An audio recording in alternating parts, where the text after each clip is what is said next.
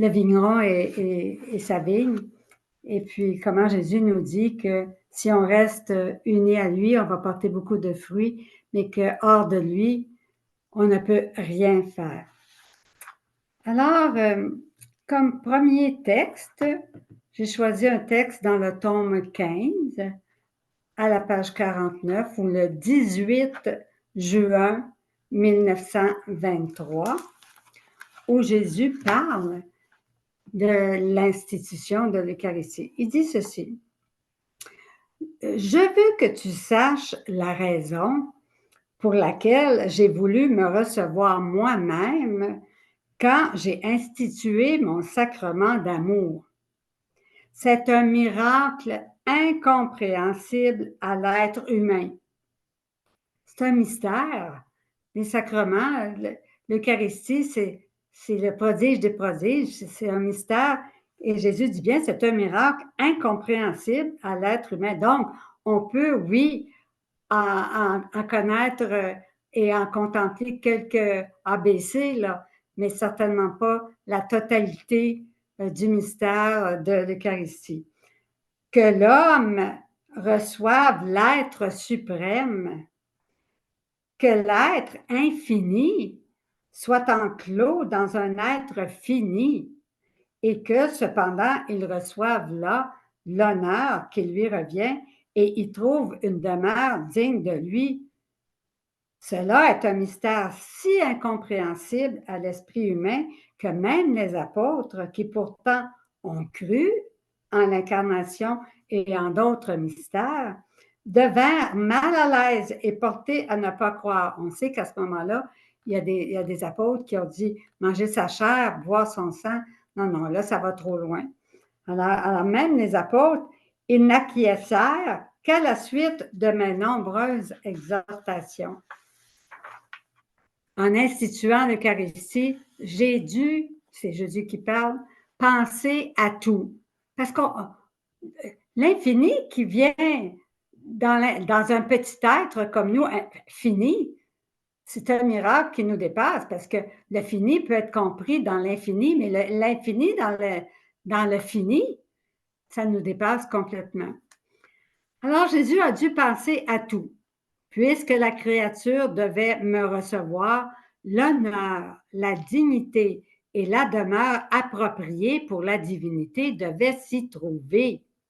Aussi, ma fille, quand j'ai institué ce grand sacrement, ma volonté éternelle, en union avec ma volonté humaine, a rendu présente pour moi toutes les hosties consacrées qui allaient exister jusqu'à la fin des temps. Je les ai toutes regardées et consommées l'une après l'autre. J'ai vu dans chacune ma vie sacramentelle vibrante et désireuse de se donner aux créatures. Mon humanité, au nom de la famille humaine tout entière, assuma l'obligation pour tous de me recevoir. Je fais une pause ici parce qu'il y en a peut-être parmi vous qui vous souvenez pas que un commandement de l'Église qui nous dit que au moins on recevra le corps du Christ au moins une fois par an dans le temps pascal. Mais c'est loin d'être suffisant, mais disons que c'est le minimum que Jésus demande. C'est vraiment un commandement de l'Église. C'est l'obligation, une fois par année, et de recevoir le sacrement de pénitence et de recevoir Jésus dans l'Eucharistie. Alors, ce sont des commandements de l'Église. Peut-être qu'on les avait oubliés parce qu'on ne les retrouvait pas dans les commandements de Dieu, mais ce sont des commandements de l'Église qui sont encore en vigueur et on doit en tenir compte. Mais, comme la Vierge le dit à Medjugorje, allez vous confesser au moins une fois par mois, si ce n'est qu'une fois par semaine, ce qui est encore mieux pour tenir notre âme pure de tout péché, remplie de lumière, remplie de la présence de Dieu. Et Saint Jean-Paul II, qui est un des plus grands saints, papes de notre génération, si vous voulez, mais lui allait se confesser tous les jours. Alors, Quand vous avez l'occasion d'aller à une place, puis que de la confession, allez-y. Ne serait-ce si vous dites: «J'ai pas de péché», allez confesser votre orgueil. Vous êtes sûr de ne pas vous tromper, que ce ne sera pas un mensonge, que c'est vrai. Parce que l'aveugle nous rend l'orgueil nous rend aveugles, puis souvent, on ne le voit pas, mais il est toujours présent. C'est une racine tellement forte en nous que ça meurt 15 minutes après nous. Alors, l'obligation pour tous de me recevoir et assuma en elle-même une demeure pour chaque hostie. C'est la divinité qui a fait ça. Ma divinité qui était inséparable de mon humanité, hein, la nature même de Jésus, homme Dieu, a entouré chaque hostie sacramentelle d'honneur, de louange, de bénédiction divine. Vous ne savez peut-être pas ça, hein, quand beaucoup parmi vous, on a reçu Jésus quand on était en première année, deuxième année, troisième année. C'est très loin. Puis ben, tout le monde faisait leur première communion. Puis on disait que c'était Jésus qui était dans l'hostie. Puis on avait hâte d'avoir Jésus dans notre cœur. Puis tout ça. Mais on ne nous a jamais expliqué que pour être digne de recevoir Jésus, que Jésus avait dû, par sa divinité, là, hein, rendre les lieux acceptables et remplis d'honneur, de louange et de bénédiction pour chaque hostie. Alors, chaque hostie sacramentelle, à cause de la divinité, l'humanité divine de Jésus, elle a reçu les honneurs, les louanges et les bénédictions divines de telle sorte que ma majesté puisse être reçue dans les cœurs avec la dignité voulue. Donc, sans Jésus, on aurait été indigne de recevoir le corps de Jésus. Hein? On dit ça à la messe: Seigneur, je ne suis pas digne de te recevoir, mais dis seulement une parole et je serai guéri. En réalité, Jésus a dit plus qu'une parole parce que toute sa divinité lui a remis des louanges, des bénédictions, tout l'honneur qui revenait à la divinité.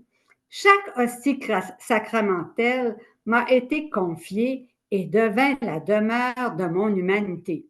Donc, hein, quand le prêtre a toutes les hosties ensemble et qu'il fait la consécration, il consacre non seulement une hostie, mais toutes les hosties qui sont dans la paterne. Et chaque hostie, bien, est la demeure de l'humanité de Jésus, dans chaque hostie. Hein, il faut bien comprendre que, contrairement à certaines personnes qui disent que non, non, non, c'est juste un symbole, mais non, absolument pas. Notre foi chrétienne nous dit qu'il y a une transubstantiation qui se fait au niveau de la consécration et que le pain et le vin sont complètement transformés en le corps, le sang, l'âme et la divinité de notre Seigneur Jésus-Christ. Et ça, c'est une vérité de foi, c'est la vérité de la foi catholique. Chacune des hosties fut investie du cortège des honneurs dus à ma divinité. Alors, c'est Jésus, avec son humanité divine, là, qui a mis les honneurs pour nous. Autrement, comment aurais-je pu descendre dans la créature? Voyez-vous, souvent, on ne se pose même pas ces questions-là parce qu'on ne voit pas notre néant. On se voit toujours d'un œil un peu plus flatteur que la réalité. La réalité, c'est qu'on n'est rien. Dieu est tout, mais qu'on n'est rien et que Jésus doit tout faire pour nous. Ce fut seulement en me recevant moi-même de cette manière que j'ai sauvegardé ma dignité et les honneurs qui me sont dus et que j'ai aménagé une demeure digne de ma personne. Cela m'a permis de tolérer les sacrilèges, l'indifférence, l'irrévérence et l'ingratitude des créatures. Si je ne m'étais pas ainsi reçu, je n'aurais pas pu descendre chez les créatures. Il faut comprendre que ce qu'a fait Jésus, là, avec sa divinité, était essentiel pour qu'on puisse le recevoir. Elle n'aurait pas eu la matière ni les moyens de me recevoir. Voilà ma façon de faire pour chacune de mes œuvres. Je réalise l'acte une fois en lui donnant vie pour toutes les autres fois où il sera répété. Toutes les répétitions sont unies au premier acte comme s'il s'agissait d'un seul acte. C'est de cette manière que l'omnipotence de ma volonté m'a fait embrasser tous les siècles. Elle m'a rendu présent tous les communiants et toutes les hosties sacramentelles. Je me suis reçu moi-même pour chacune. Qui aurait pu croire à un tel excès d'amour? Avant de descendre dans le cœur des créatures, je me suis reçu moi-même afin de sauvegarder mes droits divins.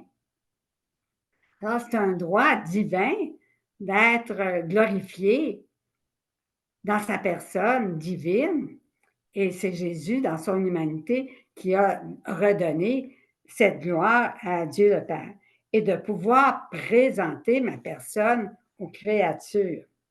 Également, j'ai voulu investir des mêmes actes que j'ai accomplis en me recevant moi-même, leur conférant les dispositions appropriées et presque, il dit bien le mot presque, le droit de me recevoir. S'il n'en était pas ainsi, je n'agirais pas comme un Dieu, mais comme une créature. Et souvent, nous autres, certaines personnes ont tendance à regarder Dieu comme un des l'autre, là, comme, ben oui, à notre grandeur humaine. Alors que Dieu est infiniment grand, infiniment puissant. Son omnipotence, sa puissance est infinie. L'alpha et l'oméga, il est éternel. C'est pas comparable avec nous autres petites créatures, là. Alors, s'il n'en était pas ainsi, je n'agirais pas comme un Dieu, mais comme une créature qui ne possédant pas un pouvoir divin, ne peut ni aller vers tous, ni se donner à tous. Alors, c'est le pouvoir divin dans la divine volonté qui nous permet de communier pour tous et d'aller vers tous comme s'il communiait et à Jésus de se donner à tous dans chaque communion.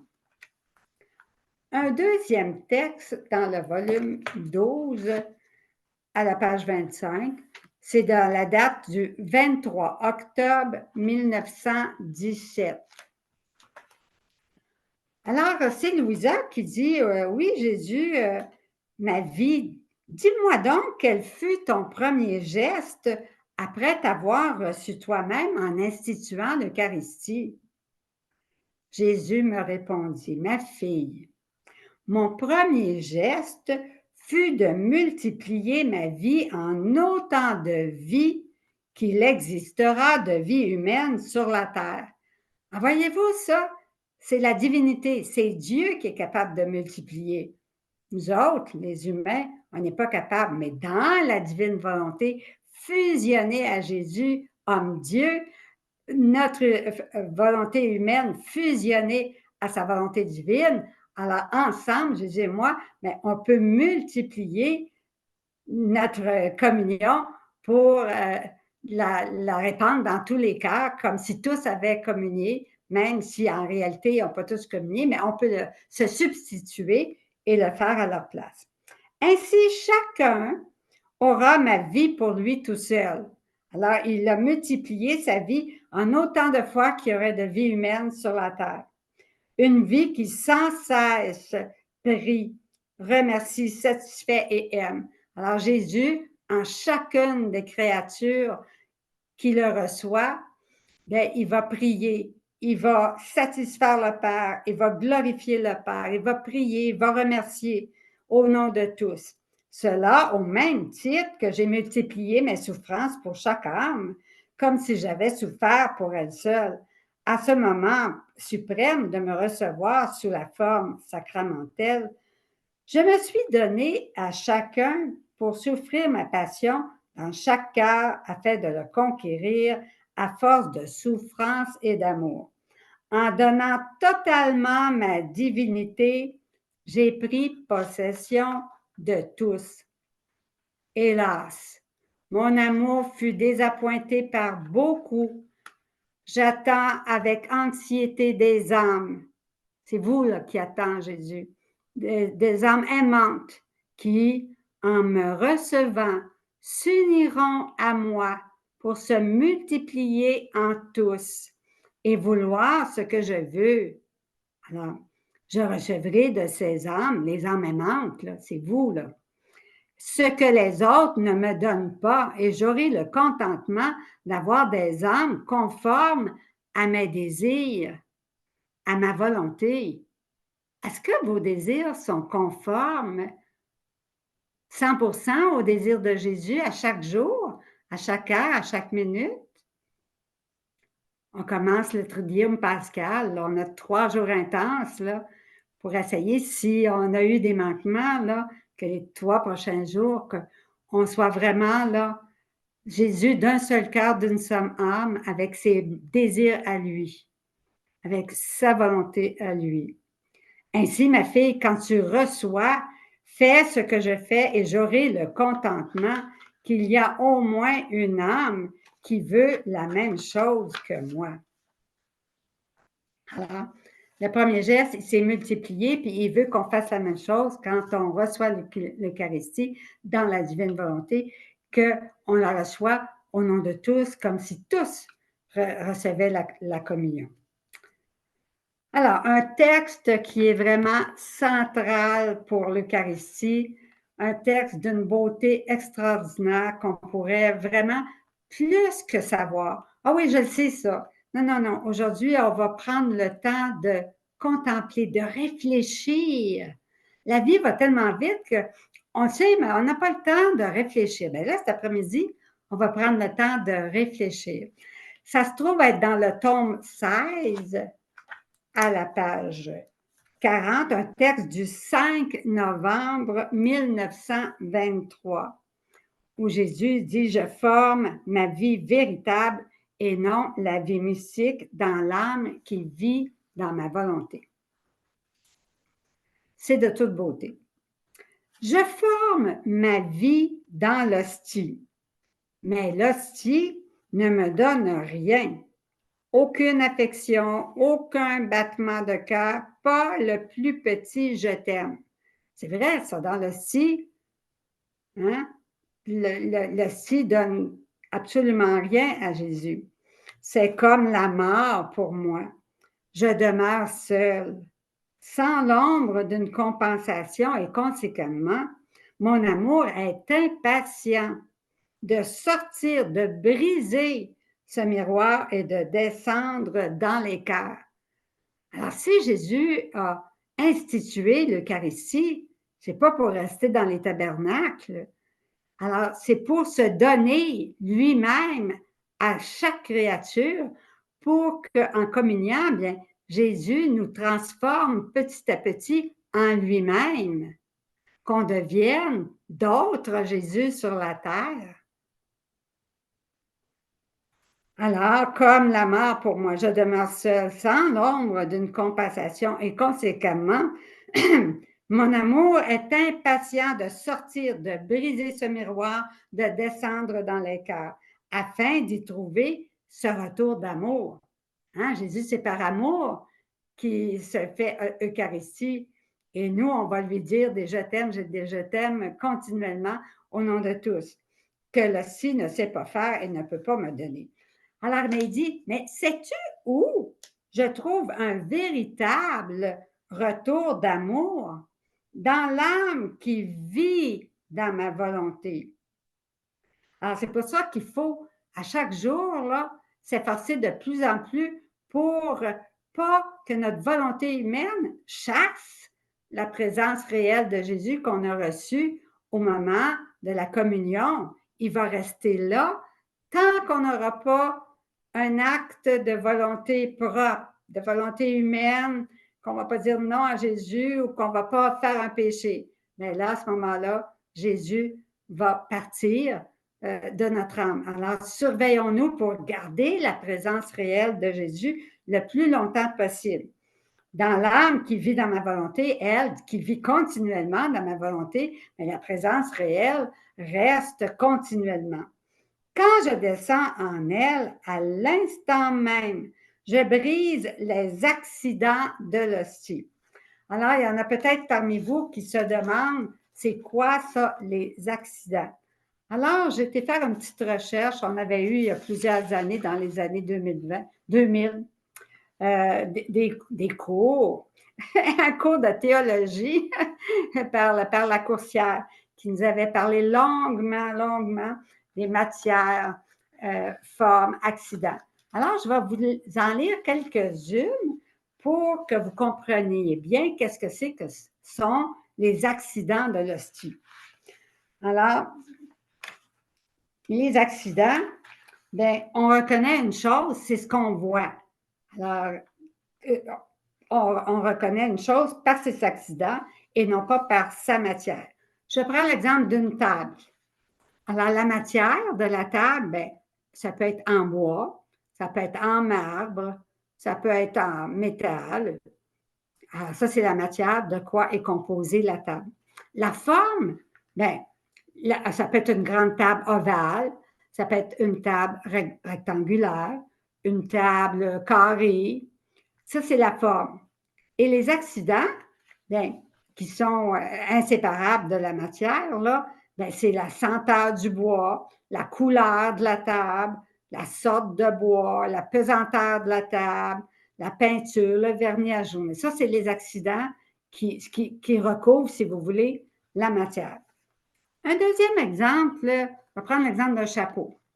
Alors, un chapeau, il peut être en feutre, il peut être en paille, puis il peut être en cuir. La forme, bien, ça peut être un chapeau d'homme, haute forme, un chapeau de femme, plus féminin, ou un chapeau d'enfant, un chapeau d'été, un chapeau d'hiver. Et puis, bien, ça, c'est la forme. C'est différent d'un homme à une femme, d'une femme à un enfant. Et les accidents du chapeau, mais c'est sa couleur, la hauteur, la grandeur, bon, ce qu'on voit à l'extérieur. Un autre exemple, un arbre. Alors, un arbre, c'est du bois, c'est la matière. La matière, c'est du bois. Ça peut être, le bois a la forme d'un arbre.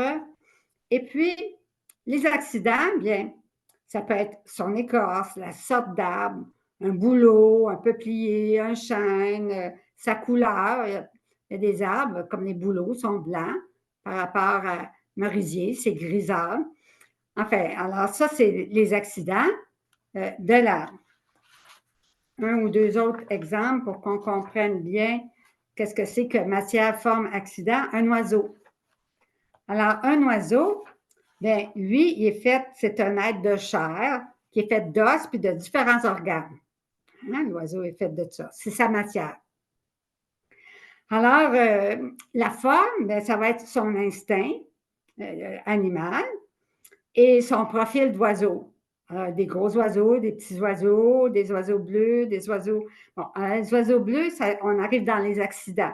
Alors, la couleur des plumes, la grosseur, la sorte d'oiseau, les plumes, ça, c'est les accidents. Alors, mais dans la forme accidentelle, ben, il y a un profil d'oiseau. Mais accidentel, c'est qu'il est gros, il est petit, il est bleu, il est rouge, il est brun. Alors, tout ça. Comprenez-vous que les accidents couvrent la matière. Et ce qu'on voit de nos yeux, ce sont les accidents. Mais la matière, elle est recouverte par les accidents. Un dernier exemple qui est très significatif, c'est la chenille. Hein, tout le monde sait que la forme accidentelle de la chenille là, se perd parce que la chenille, elle va se transformer en champignon, en papillon. Alors, elle va devenir un papillon, puis les accidents ne seront plus ceux de la chenille. Hein, la chenille qui était sur le long, avec des petits poils par-dessus, brune, brun pâle, bon, peu importe la couleur de la chenille, puis elle se transforme complètement et les accidents deviennent un papillon doré, toutes sortes de couleurs, avec une autre forme absolument différente. Un autre exemple où les accidents changent, c'est un bébé. Alors, quand on voit un bébé, bien, on voit le bébé dans la forme d'un bébé. Alors, il y a des petits pieds, des petites mains, une petite tête. Tout est petit chez lui. Et au fur et à mesure qu'il grandit, il devient un homme. Alors, la forme accidentelle, elle ne reste pas celle d'un bébé, mais elle se transforme continuellement pour devenir un homme. Alors, des fois, on peut reconnaître des traits, là, mais dès qu'on vieillit, on change continuellement un peu d'aspect extérieur. Alors, tout ça pour en venir à l'Eucharistie. Alors, bien sûr qu'avant la consécration, il y a le pain et le vin, et c'est ce qu'on voit. Et quand le prêtre pose les paroles de la consécration, il se produit un miracle qu'on appelle la transsubstantiation, hein, où le pain est complètement parti et il est, si vous voulez, il a fait place au corps, au sang, puis dans le vin, le sang, l'âme et la divinité de notre Seigneur Jésus-Christ. Alors, le pain est transformé dans la substance du corps, du sang, de l'âme, de la divinité. Alors, voyez-vous, mais extérieurement, les accidents, on voit toujours du pain. Puis les accidents, ben, c'est la couleur de l'hostie, l'épaisseur de l'hostie, la grandeur de l'hostie, son épaisseur, le nombre d'hosties, bon. Alors, les accidents au niveau de l'Eucharistie, ils ne changent pas. Ils vont toujours à l'extérieur, on va toujours voir l'hostie, la même couleur, la même épaisseur, tout ça, mais à l'intérieur, la matière, la substance est complètement transformée. Hein? Et ce n'est plus du pain et du vin, mais c'est réellement, et ça, c'est l'enseignement de l'Église catholique, transformé en le corps, le sang, l'âme et la divinité de notre Seigneur Jésus-Christ. C'est important, ça, de savoir ça, parce qu'il y a beaucoup de protestants qui vont essayer d'influencer des catholiques, puis dire, non, non, non, c'est juste un symbole, c'est juste un symbole. Mais non, c'est la présence réelle de Jésus dans l'Eucharistie. Alors, voilà pour les accidents. Alors, quand je descends en elle à l'instant même, je brise les accidents de l'hostie parce que je sais que des accidents plus nobles qui me sont plus chers sont prêts à m'emprisonner et à ne pas me laisser quitter cette âme qui me donne vie pour vie. Je ne m'y trouve pas seule, mais plutôt avec ma compagne la plus fidèle. Ça, c'est chacun de nous. Il faut tellement pas avoir de distraction à ce moment-là. Jésus qui vient là en nous, avec tout son amour, avec tout ce qu'il est, avec tous ses biens, et qui veut se déverser en totalité en nous pour nous transformer en lui. Nous sommes deux cœurs ensemble, à palpiter ensemble. Nous aimons à l'unisson. Nos désirs ne font qu'un. Ainsi, je demeure en cette âme et j'y forme ma vie bien réelle, tout comme je le fais dans le très saint sacrement. Hein? Dans le très saint sacrement, c'est Jésus avec réel, la présence réelle de Jésus qu'on adore dans le très saint sacrement. Mais sais-tu ce que sont ces accidents que je trouve dans l'âme qui vit dans ma volonté? Êtes-vous capable de répondre à ça? Quels sont les accidents que Jésus trouve en nous qui sont plus nobles que les accidents de l'hostie, puis qui vont retenir Jésus, puis qui vont lui donner amour pour amour? Ce sont ces actes faits dans ma volonté. Alors, les actes faits dans la volonté de Dieu, plus que des accidents, m'entourent, m'emprisonnent, et cela dans une prison noble et divine, non une prison sombre, car ces actes faits dans ma volonté illuminent et réchauffent l'âme plus que le soleil. Oh, combien je me sens heureux de former ma vraie vie dans cette âme. Je m'y sens comme dans mon palais royal. Regarde-moi dans ton cœur. Combien je suis heureux, combien j'écoute et ressens les joies les plus pures. Il y avait Sainte Faustine, hein, on voit dans son journal, le petit journal de Sœur Faustine, à la page 169, où Jésus a dit, Jésus lui dit, écris, à partir d'aujourd'hui, ma volonté propre n'existe plus. Jésus lui fait mettre un grand X sur la page. Voilà. Vous avez ça, là, sur la page, à la page 69 et à la page 70, il n'y a pas de grand X, puis il dit, à page 170, à partir d'aujourd'hui, j'accomplis la volonté de Dieu partout, toujours et en tout. Et figurez-vous que Sainte Faustine avait demandé cette grâce-là. Elle est venue là après Louisa. Alors, Sainte Faustine avait demandé la grâce quand Jésus venait réellement en elle, là, elle savait par l'Église que tant que les espèces n'étaient pas consumées, ce qui prend à peu près 15 minutes, dit l'Église, là, que la présence réelle de Jésus est en nous, en chacun de nous qui communie. Mais après 10 minutes, quand les espèces sont consommées, si Jésus trouve une volonté humaine qui, elle, veut tout faire par elle-même, bien, à ce moment-là, Jésus fait sa petite visite, puis il s'en va. Mais Sœur Faustine, elle voulait, Jésus reste réellement en moi d'une communion jusqu'à l'autre communion. T'en supplie, Jésus, reste tout le temps en moi.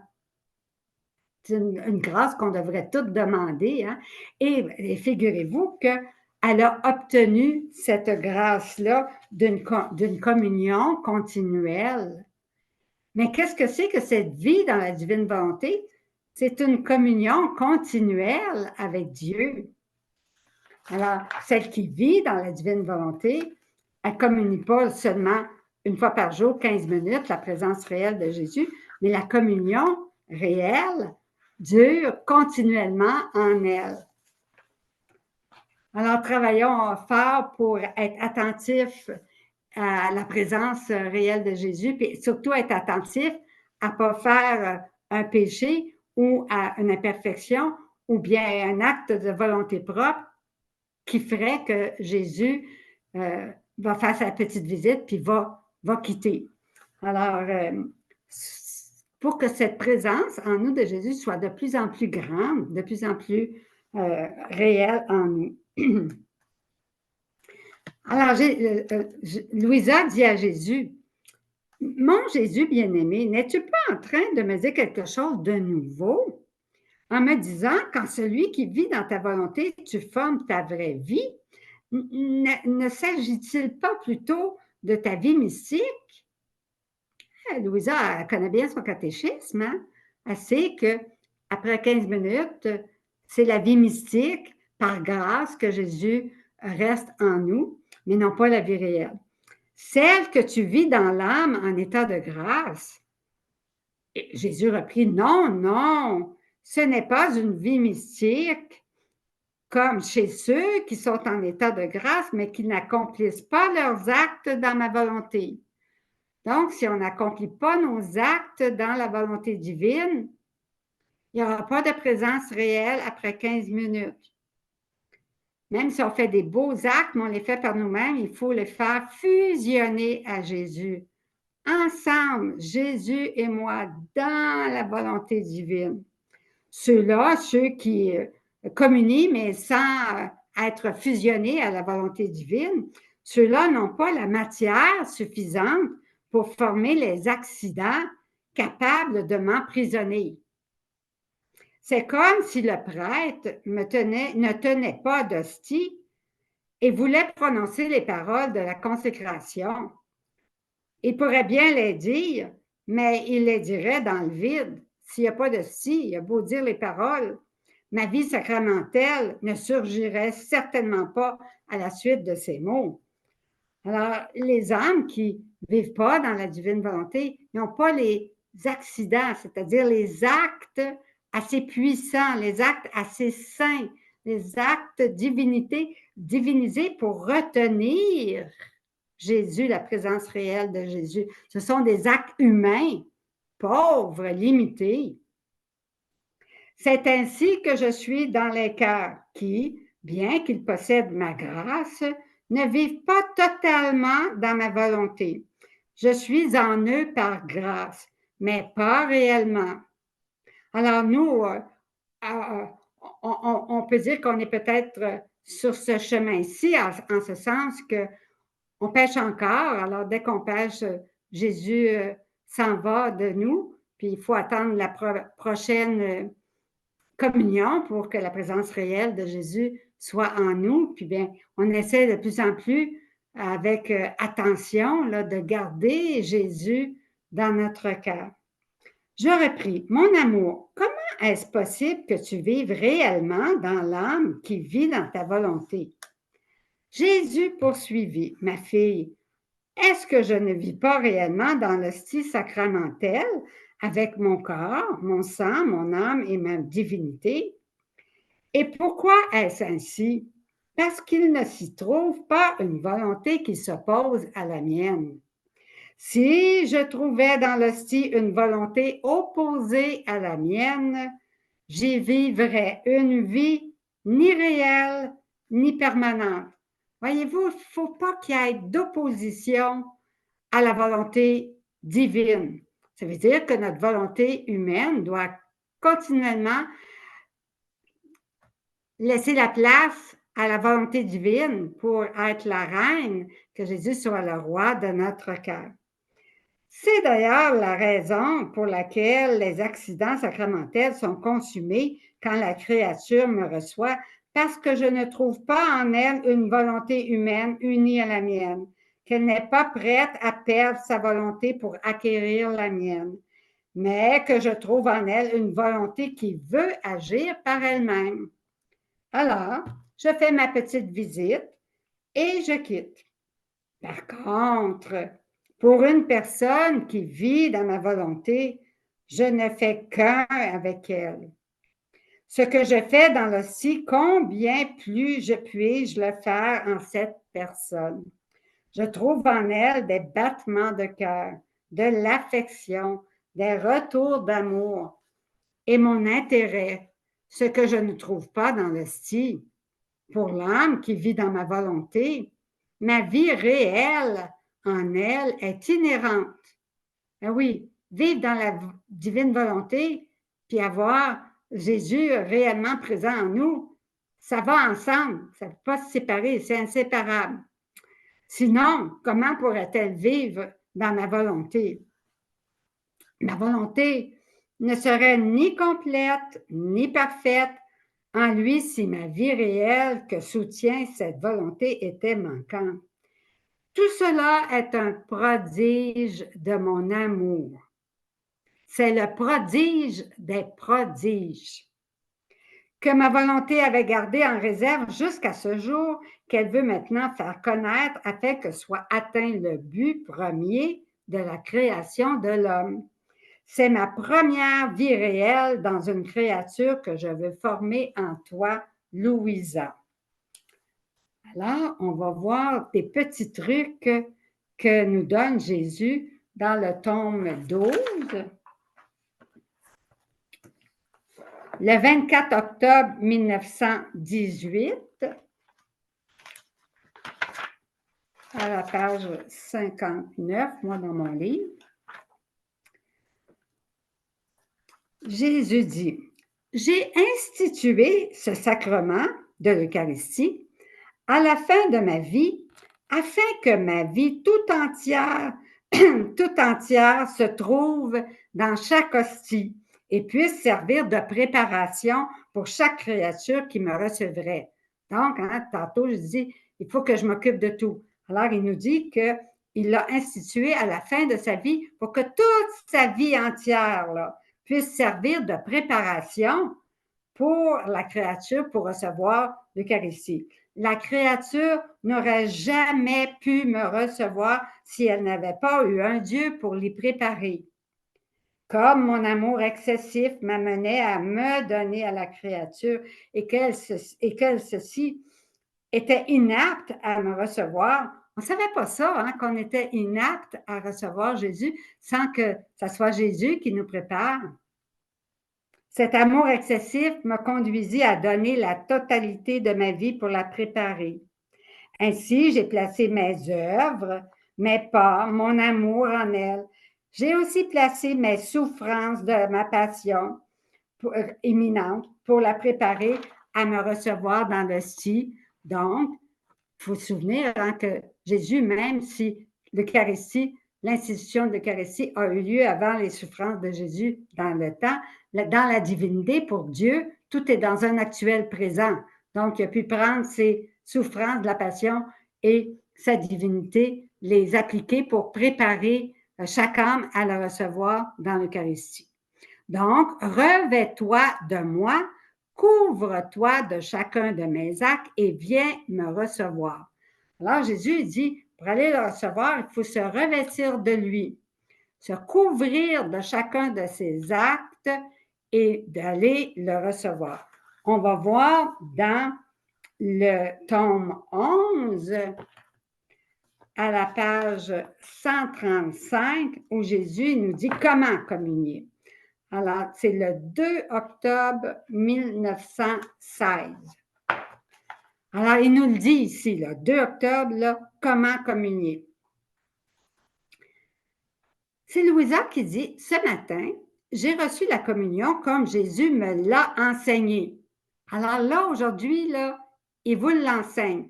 D'ailleurs, il est dans le trésor de prière, on a pris l'enseignement de Jésus, puis on a fait de la prière pour la communion exactement comme Jésus l'enseigne. Alors, j'ai reçu la communion comme Jésus me l'a enseigné, c'est-à-dire uni à son humanité, uni à sa divinité, uni à sa volonté divine. Alors, Seigneur Jésus, viens vite me préparer, viens dans mon cœur déverser tous tes biens, tout ce que tu es, toi, de ta naissance, de ton incarnation jusqu'à ta résurrection. Mets tout dans mon cœur. Et puis, je veux communier uni à ton humanité, uni à ta divinité, uni à ta suprême volonté. Même si on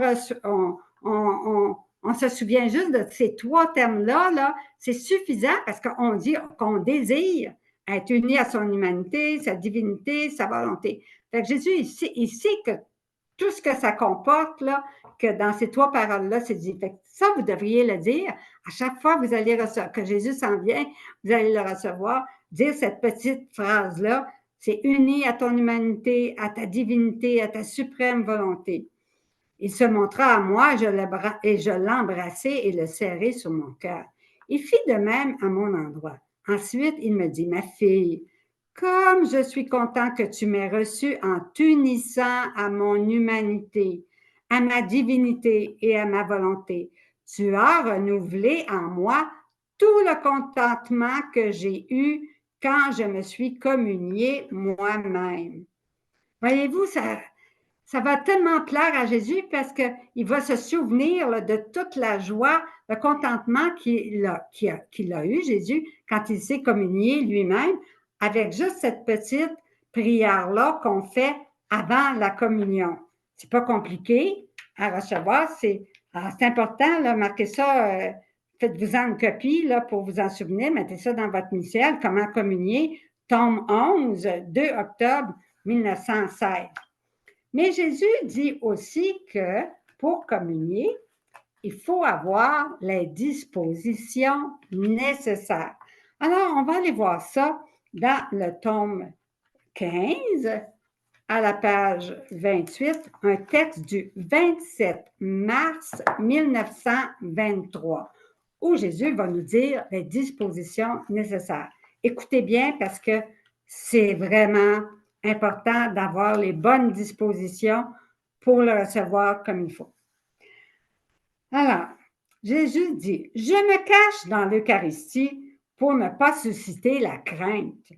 Ce sacrement me plonge dans l'abîme le plus profond de l'humiliation pour élever la créature jusqu'à moi, afin qu'elle devienne une avec moi et que mon sang sacramentel coule dans ses veines, que je devienne la vie de chacun des battements de son cœur, de chacune de ses pensées, de tout son être. Mon amour me consume et veut que la créature soit consumée dans ses flammes afin qu'elle renaisse comme un autre moi-même, un autre Jésus. J'ai voulu me cacher dans l'Eucharistie pour entrer dans la créature et procéder à cette transformation. Alors Jésus a voulu, il a créé l'Eucharistie pour venir en nous, nous transformer en lui-même, qu'on devienne d'autres Jésus. Pour que cette transformation s'opère, toutefois, des dispositions appropriées de l'âme sont nécessaires. Il y en a 3, là. Regardez bien. Lorsque j'ai institué l'Eucharistie, mon amour porté aux excès a prévu des grâces, des bienfaits, des faveurs, de la lumière pour rendre l'homme digne de me recevoir. Écoutez bien ce qu'il dit, là, c'est grand la phrase suivante. Je puis dire que mon amour a prévu pour l'homme qui va communier là, des avantages surpassant même les bienfaits de la création. Tous les bienfaits de la création, les bienfaits du soleil, les bienfaits de l'eau, tu sais, des choses indispensables à notre vie, là. Alors, tous les bienfaits de la création, bien, quand on va communier, Jésus, il met dans notre cœur des grâces plus grandes encore que les grâces qu'il a mis dans toute la création. On n'est pas conscient de ça, là, de tout ce que fait Jésus au moment de l'Eucharistie. J'ai voulu accorder à l'homme les grâces nécessaires pour qu'il puisse dignement me recevoir et profiter abondamment des fruits de ce sacrifice. Mais pour qu'il puisse recevoir ces grâces, il doit, 1, se vider de lui-même. Alors, être complètement, je n'existe plus, il y a juste Jésus qui existe en moi. Se vider de soi-même, ça veut dire que tout ce qui, ma volonté humaine, là, je laisse toute la place à la volonté divine dans ma vie. Avoir la haine du péché. Pas dire, oh, ben, j'ai un petit péché, mais c'est juste un petit mensonge, c'est pas grave, c'est pas grave. Non, avoir la haine du péché. Tout péché, hein, blesse le Seigneur Jésus. Alors, même si c'est des fautes vénielles, ça blesse le cœur de Jésus. C'est pas de l'amour qu'on lui donne, c'est un coup de poignard qu'on lui donne en plein cœur. Alors, on doit avoir la haine du péché, même des petits péchés, de quoi que ce soit. Bien sûr qu'il va toujours rester en nous des péchés involontaires, mais comme on ne voudrait pas les faire, hein? Et on s'efforce d'en faire de moins en moins pour arriver un jour à ne plus pécher du tout. Ça va être formidable parce que là, Jésus va pouvoir vivre en nous pleinement, totalement. Alors, mais en attendant, au moins avoir la haine de tout péché, pas juste d'un péché, des péchés graves, mais aussi des péchés volontaires. Ah, ben, c'est pas grave, c'est pas un péché mortel, puis c'est pas grave si je le fais. Oui, c'est grave.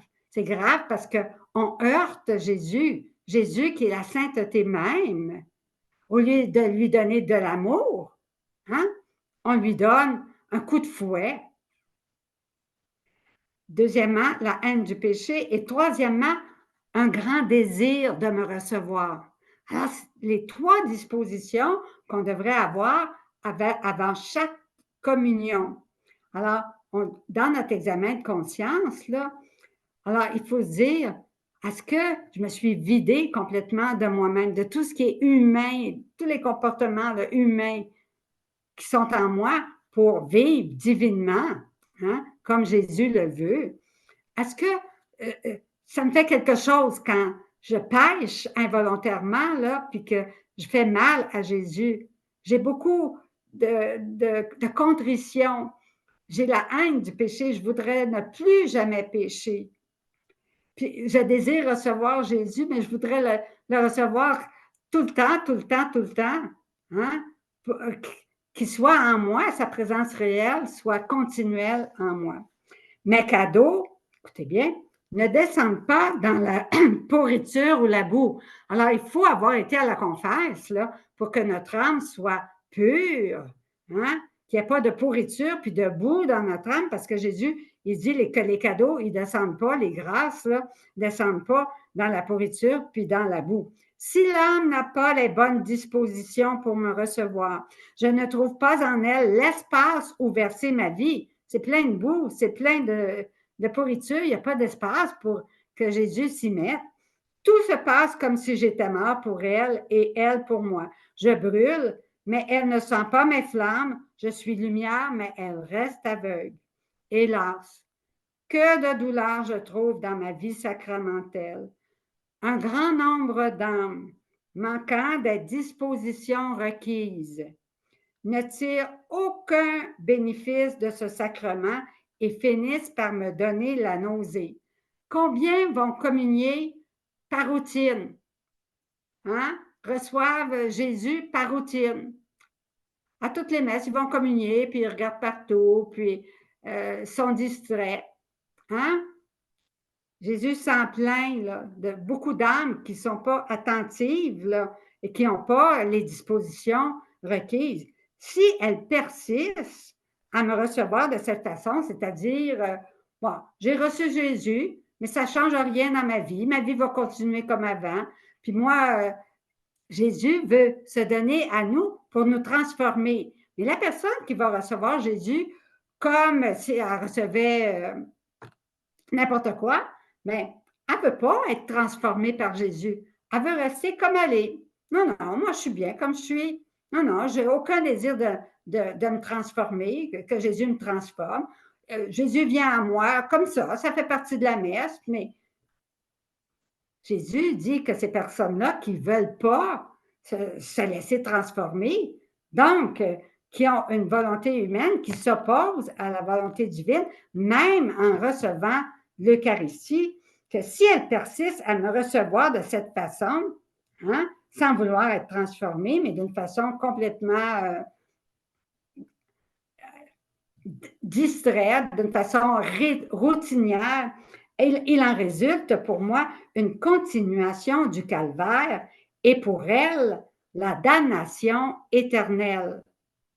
Parce que Jésus vient pour nous transformer et ces âmes-là disent non à Jésus. Je ne veux pas être transformée, je suis bien comme je suis, puis je veux rester comme je suis. Je te reçois, mais c'est par routine, parce que tout le monde va communier, puis je vais communier moi aussi, mais ils n'ont aucun contact avec Jésus.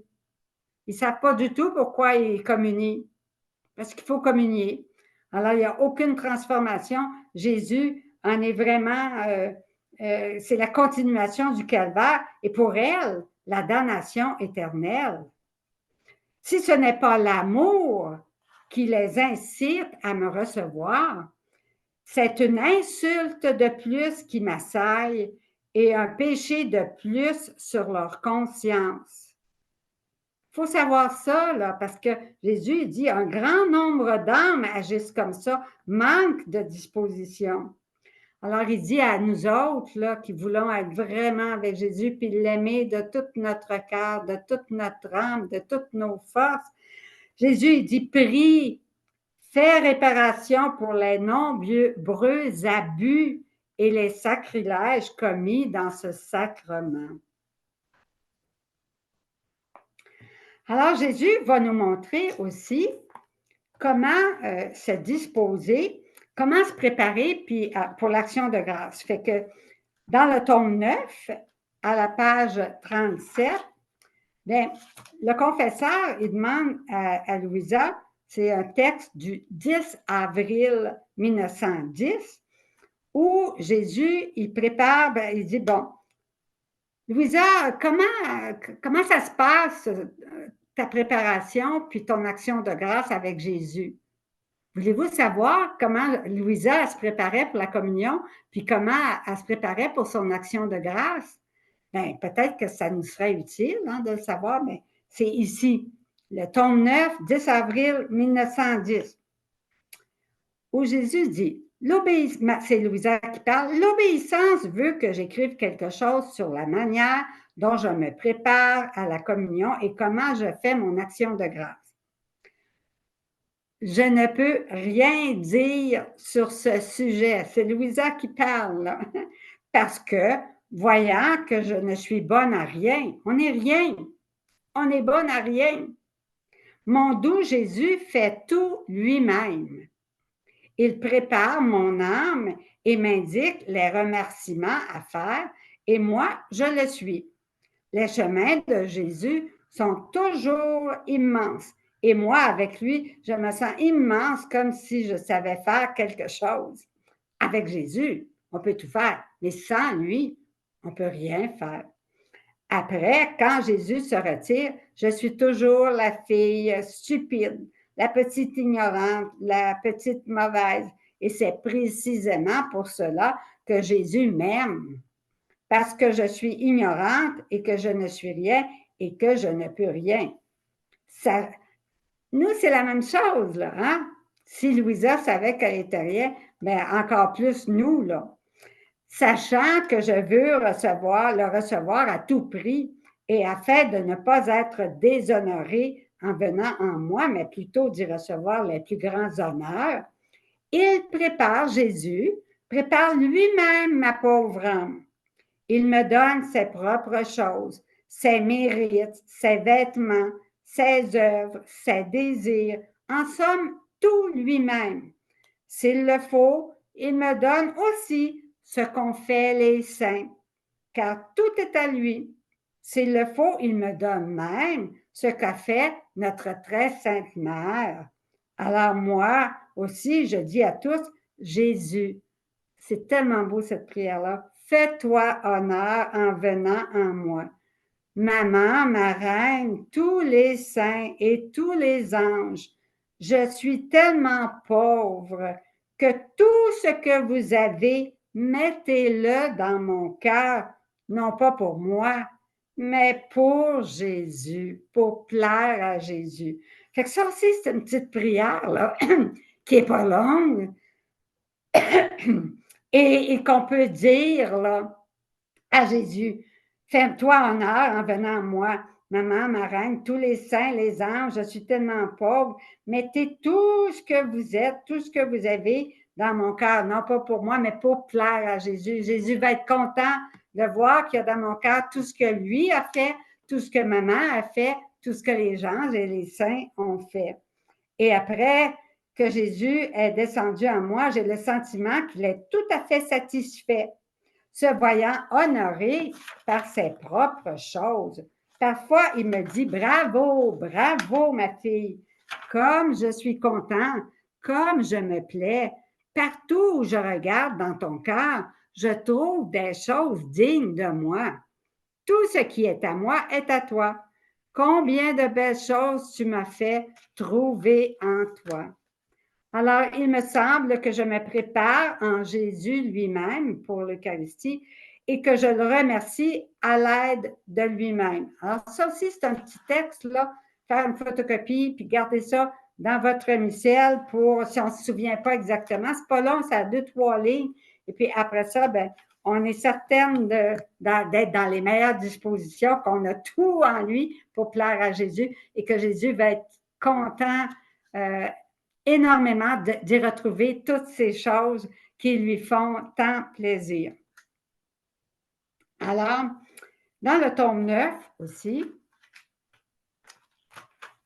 Jésus dit, et on va finir avec ce texte-là, c'est le texte dans le tome 9 du 23 mars 1910, où Jésus dit que vivre, c'est un peu long.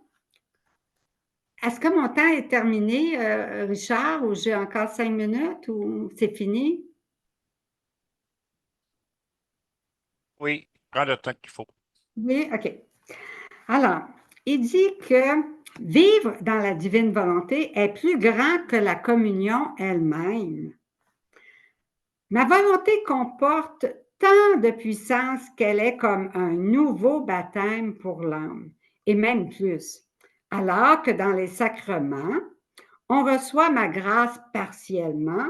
Dans ma volonté, on reçoit la grâce en plénitude. Par le baptême, la tâche du péché originel est enlevée, mais les passions et les faiblesses demeurent, la concupiscence demeure. Dans ma volonté, en détruisant sa volonté personnelle propre, l'âme détruit ses passions, ses faiblesses et tout ce qui est humain en elle. Elle vit des vertus, de la force et de toutes les qualités divines. En entendant cela, Louisa se disait, il va finir par me dire que vivre dans sa volonté, là, c'est plus grand que la communion elle-même. Jésus dit, bien sûr, car la communion sacramentelle dure quelques minutes. Hein, on l'a dit 15 minutes. Puis quand la volonté humaine agit, bien, Jésus fait sa petite visite, puis il part. Alors, ça dure quelques minutes, la présence réelle de Jésus. Car la communion sacramentelle dure quelques minutes, alors que la vie dans ma volonté, c'est une communion perpétuelle. Plus encore, une communion éternelle. Alors, une communion éternelle qui va se continuer éternellement une fois qu'on va être parti pour le ciel. Elle se prolonge éternellement dans le ciel. La communion sacramentelle peut rencontrer des obstacles. Par exemple, on peut ne pas pouvoir communier à cause de la maladie. On ne peut pas aller cette journée-là recevoir Jésus.